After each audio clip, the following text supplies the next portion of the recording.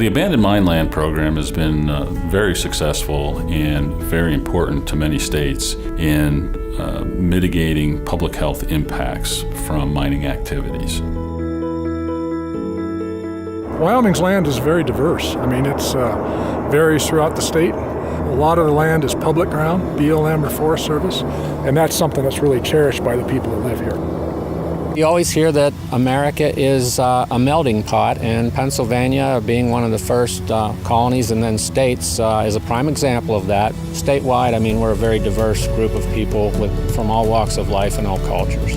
Wyoming's people are down to earth. They're very independent. They're proud of living in their state. They're proud of the history, the heritage. They're proud of the resources we have here. And they love the outdoors and they love public ground. Pennsylvania literally means Penn's Woods, and most of Pennsylvania consists of forested hills and mountains with some broad river valleys. We have a lot of farms in Pennsylvania as well. We also have some major metropolitan areas. Prior to passage of the Surface Mine Control and Reclamation Act in 1977, Pennsylvania had mines operating for nearly 200 years with little to no regulation. As a result of all that mining, Pennsylvania has the largest inventory of abandoned mine land problems in the nation. Different states face different challenges. So even though Pennsylvania, say, versus Wyoming may have had different mining impacts, we learn from each other. As urban sprawl continues out closer to the areas that were mined, over time we continue to identify new abandoned mine features that we weren't aware of. There have been many homes, buildings, highways, and other infrastructure built over those mines.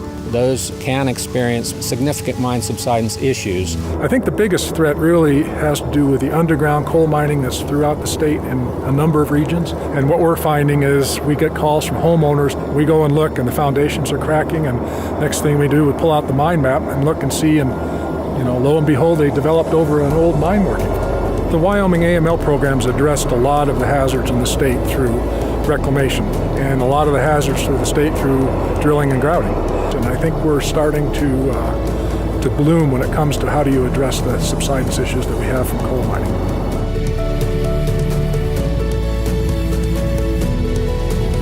All the land we've reclaimed under the AML program and the waters we've restored support a very healthy hunting and fishing activity here in Pennsylvania. So we have a lot of sportsmen in this state.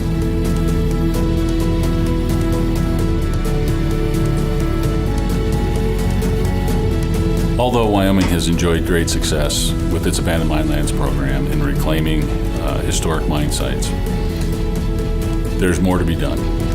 And we continue to find new sites annually and reclaim those sites before they do become a public hazard.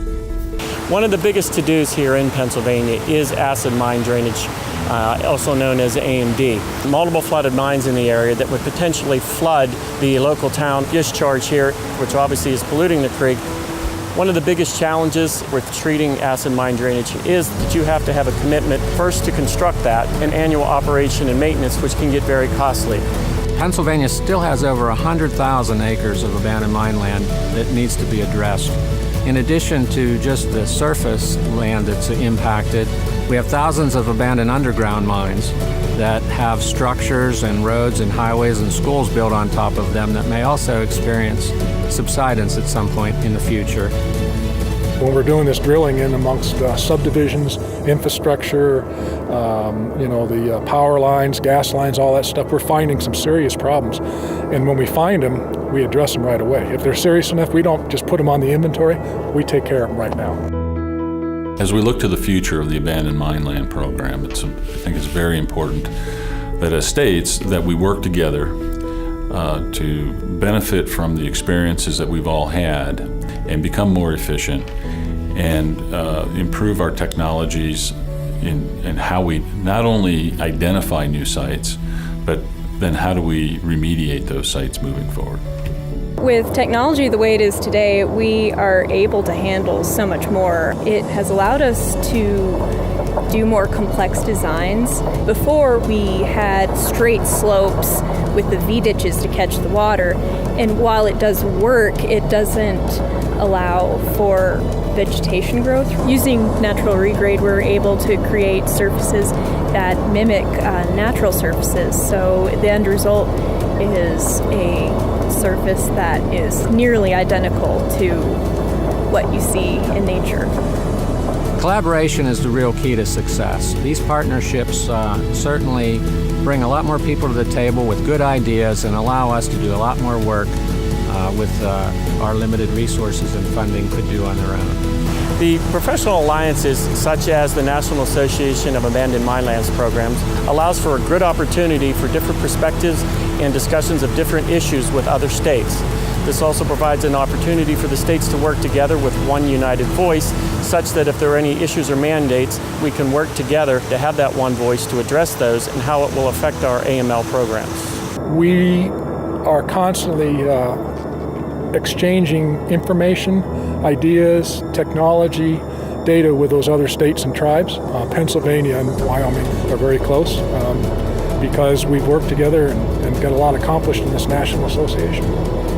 Working together with Wyoming allows us to speak with a common voice that we're all in this together and we all support reclamation of all the abandoned mine lands located in all the states across the country. It's important that we continue the dialogue and the collaboration amongst the states because we can learn from each other, we can gain from the experiences that are unique to each of our own states. But in the end, we need to stand together, work together and collaborate because it's very clear that there's more work to be done.